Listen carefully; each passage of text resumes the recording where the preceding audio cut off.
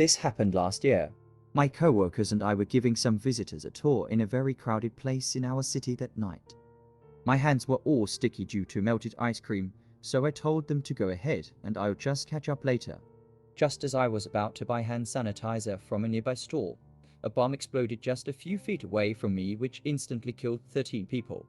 As in literally a few feet away from me. The voice of the woman who saw her dead brother still haunts me to this very day.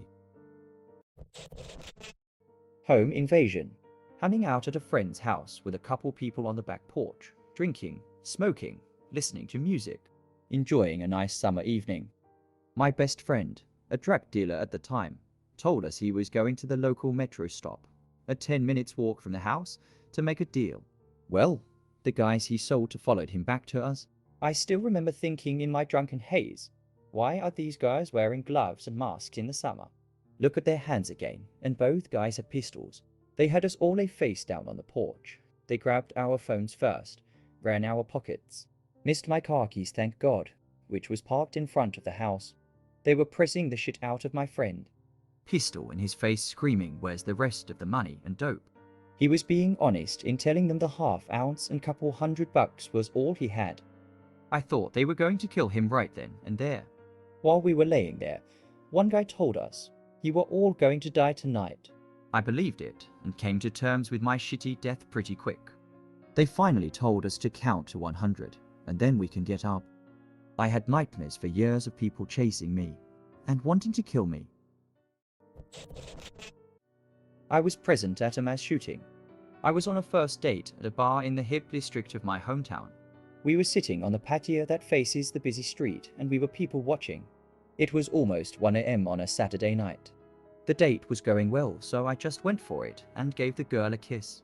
We were both getting hungry, so I asked her if she'd like to grab some tacos at the cart that was directly across the street from us. She looked me in the eye and said, "Let's get out of here and just go back to your place." In that moment, that's all I needed to hear, so I went inside and paid quickly.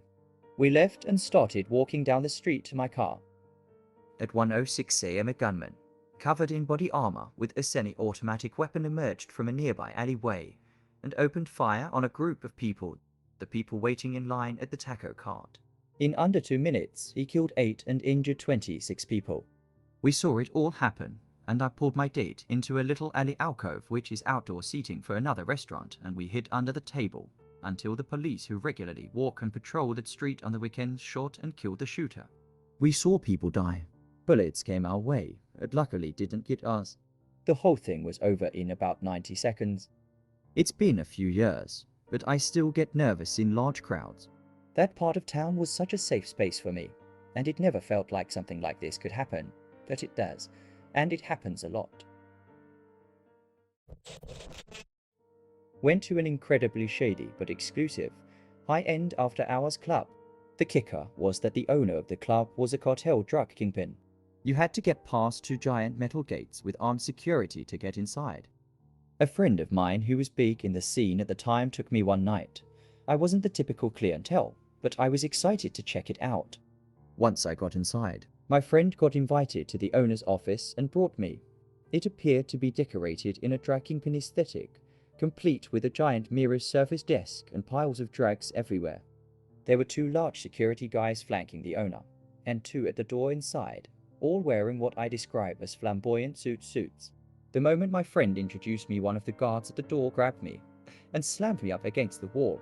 I could see in his eyes that he was high out of his mind. He put a gun to my head and kept calling me a cop over and over. My clean-cut hairstyle at the time, and it being my first time, there seemed to be enough to satisfy his suspicions. My buddy tried to calm him down, and the owner finally chimed in to say that the only way to prove myself was to do a bunch of drugs with him. The guard holding me threw me down at the side of the mirror table and told me to snort a small pile of white powder, suggesting the alternative would be less appealing. I inhaled as fast as I could. It burned like a motherfucker, but after a few minutes I was high as a kite, and they tossed me on a beanbag in the corner of the room, where I sat for like an hour as my buddy and the owner chatted. Once I had calmed down, I started chatting with the security guys, all Honduran cartel apparently, and with wild backgrounds and stories. I learned more firsthand about murder that night than I probably ever will again, specifically the difference between shooting and stabbing a guy to death. I was 15 and full of hormones and bad ideas. Those two things are notorious in being the right ingredients for the perfect disaster. My girlfriend at the time missed me in the middle of a post St. Patrick's Day march night and wanted to see me, so I sneaked out. It was around the beginning of spring, so I underestimated how quickly the weather could change. I dressed lightly because it was really beginning to feel like spring, and my desire to lose my virginity made me suddenly oblivious to the fact that she lived on a hill 10 miles away in rural northern Pennsylvania. As I rose in elevation, the inverse effect happened to the temperature, and I was too stubborn to turn around because I would be there any second.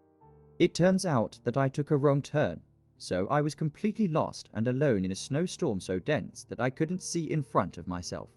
The scary thing was, I was quickly dehydrating and my clothes were getting progressively more soaked, and then my phone died.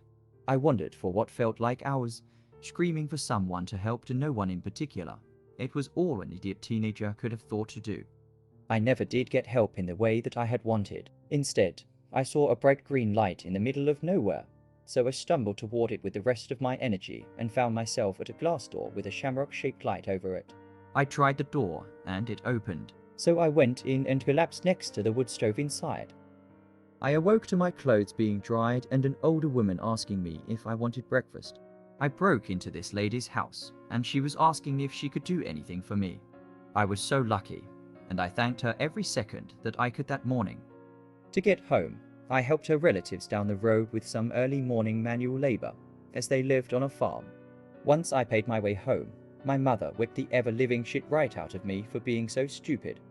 I won't deny that I deserved it, because I really could have died in that storm.